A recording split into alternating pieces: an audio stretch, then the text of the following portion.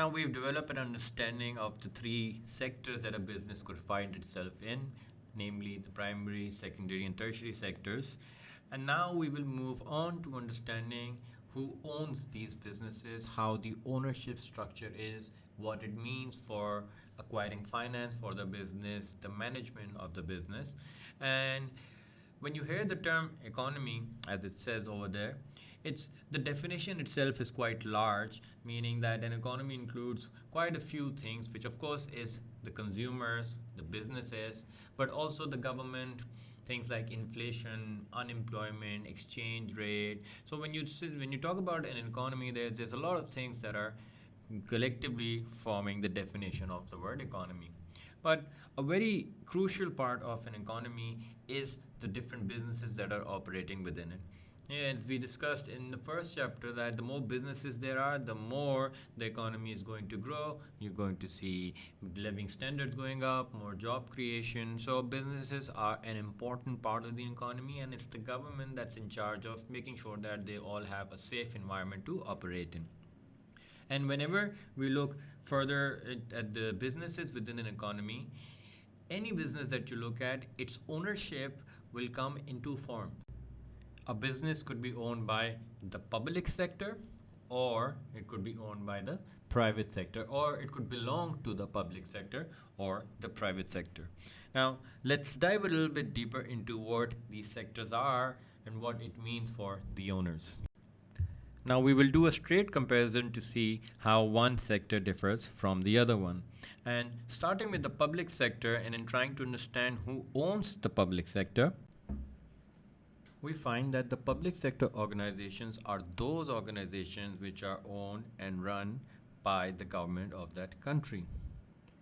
As opposed to the private sector, these are those organizations which are owned and run by individuals or groups of individuals. People like you and I owning a business would be considered a private sector business. Additionally, a public sector business will cater to the needs of that country's citizens. What the products that everyone needs, security, roads, parks, clean air, those are the things that the public sector organizations would be mostly focusing on. Compare that to the private sector. These businesses will cater to all the needs and wants of the customers. So whatever the demand is, if there is enough sense in making that product and selling it for a profit, a private sector business will produce it. It could be something that is demanded by the masses, it could be something that is demanded by a few people, but they will cater as long as there is a demand for something. In terms of the objectives or the purpose or the target of organizations, a public sector organization's objective would be to provide welfare to its people, to the society, commonly known as social welfare. Compare that to a private sector organization. This organization would be solely working towards making a profit for its owners. Finally, public sector businesses are reliant on the taxes that people of the country are going to be paying.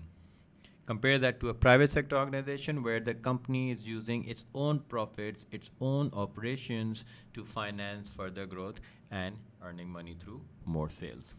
So when you look at an economy as a whole, businesses will be divided into two sectors, either the public sector or the private sector.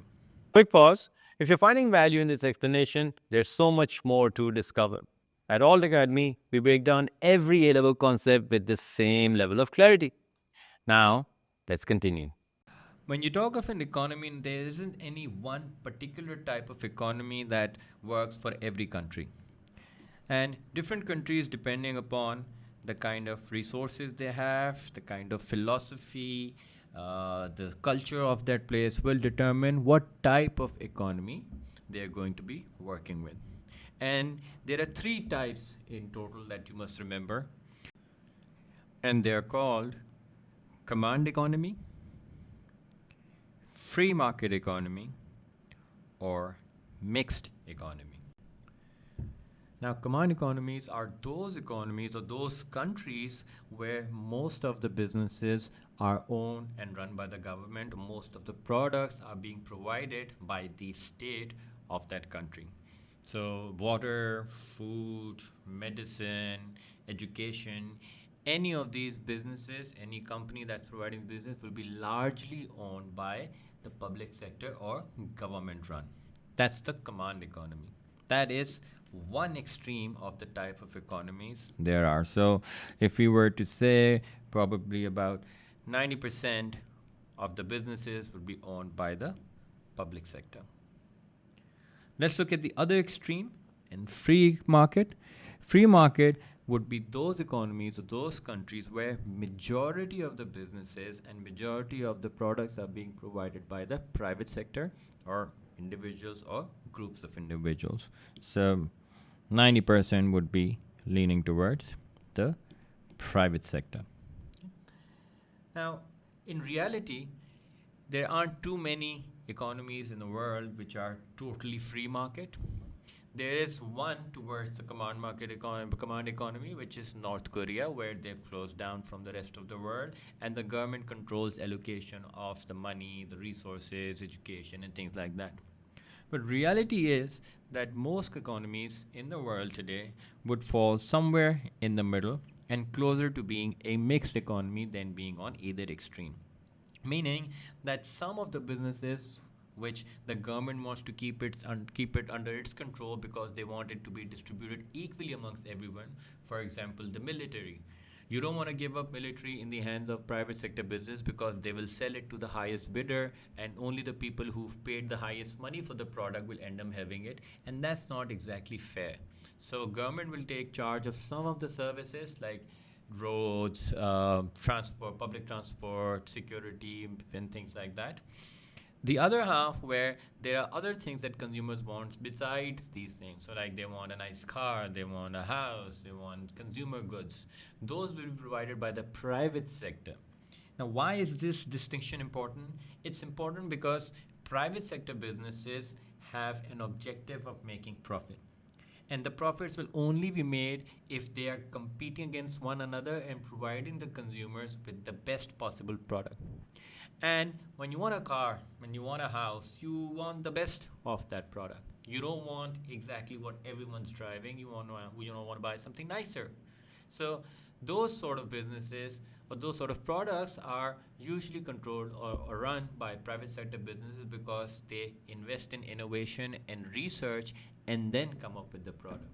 Whereas on the other hand, government organizations are working on making sure that everyone gets the same kind of product equally. There is not much distinction in the type of experiences that the consumers have.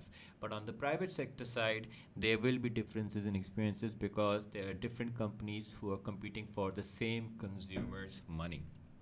So eventually, you will find that most of the economies fall somewhere on the mixed economy side. Now that that's taken care of, head on over to altacademy.org to watch the rest of our A-Levels business videos.